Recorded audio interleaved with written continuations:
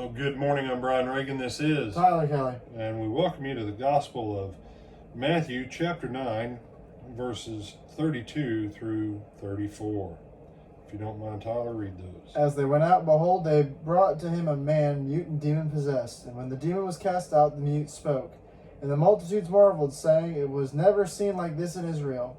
The Pharisees said, He cast out demons by the ruler of the demons. All right.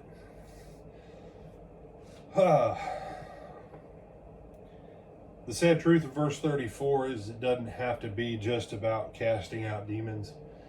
Sometimes if you are doing the work of God, it's the children of God that speak the evil about you. I love how in churches we have developed this mindset where somehow we think that the Pharisees and all those guys, that they weren't the every Sabbath day attend services crowd. No, that they were. Jesus said back at the beginning of Matthew in chapter 5, he said, unless your righteousness exceeds that of the Pharisees. Jesus acknowledged these guys are committed. These guys are totally committed to their faith. But they were some of his biggest opponents. Why? Because he didn't do it the way they did it. So don't miss that. But you say, you said that, people get faith however they expect it. They do. Whoever they is, and I've got to assume that the they in verse 32 is,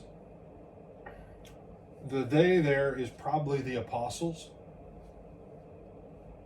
Now, why the apostles and others try and keep some people from Jesus at some times and other times they bring them, I don't know.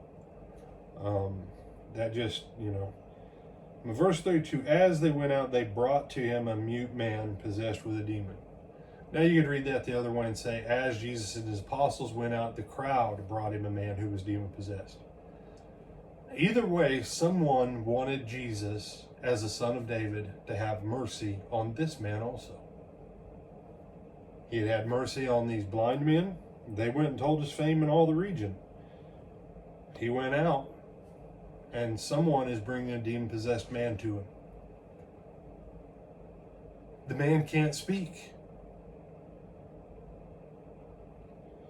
You say, well, it was whether his inability to speak was caused by the demons or whether he was mute and the demons used some opportunity in his life to overpower and control him, doesn't really matter. This goes back to the issue of the demon-possessed men of the Gadarenes or the Gergesenes that we saw not too long ago. Jesus, because he is a merciful Lord, because he is the life, the light, the love of God in human form, he has mercy on this man that is not able to request mercy of himself. Even if he wouldn't have been demon-possessed, unless he knew how to write, he wouldn't have had a way to declare his faith. But being taken or possessed of a demon, being under the power of demonic forces, we just don't know.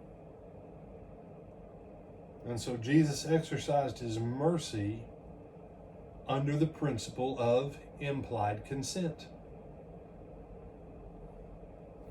Years ago, Tyler, I remember a traffic accident got called to, and person wasn't wearing their seatbelt. Not that this is a promo for seatbelts, but he smacked his head into the windshield because he was on passenger side.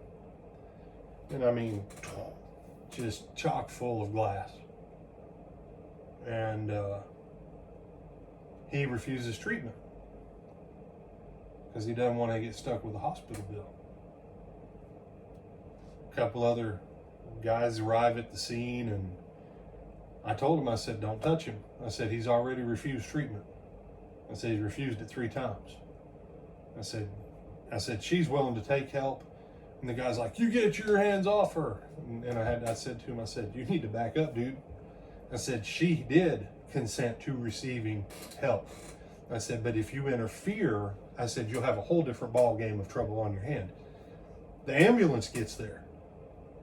And the ambulance guys, I mean, they had forms, like lots of forms. Dude still, you know, he wants everybody to help him get the glass out of his forehead, but he continues to refuse treatment. And he said, what does that have to do with implied consent? You know, the ambulance, one of the ambulance dudes, he looks at me, he says, he says, we don't have time to wait to see if he's got enough of a concussion to fall out, to wait for implied consent. They said, we're going to head back to the barn. He signed his forms. If he falls out, give us a shot. We'll come back and then we'll treat him. Implied consent. A reasonable person under XYZ circumstances that's now unconscious, if they were conscious, if they had the ability to speak it or communicate to you in some way that they desired treatment for health and life benefit, they would. That's what implied consent is in most states, some variation of that. You say, whatever happened to that guy? He left with shards of glass in his head. I think he probably had shards of glass in his head. You know, he may still have them for all I know. You know, because he never did get all of them out. And every time he kept brushing them, he brushed some of them deeper in. You say, what's that have to do with this? It has everything to do with it.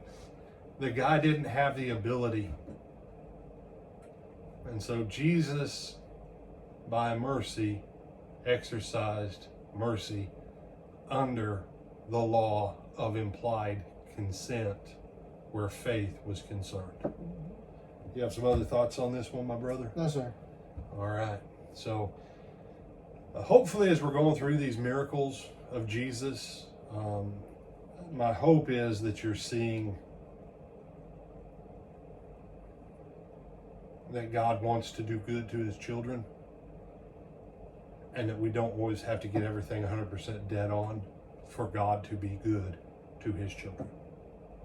I'm Brian Reagan, this is Tyler Kelly. and we bid you good morning.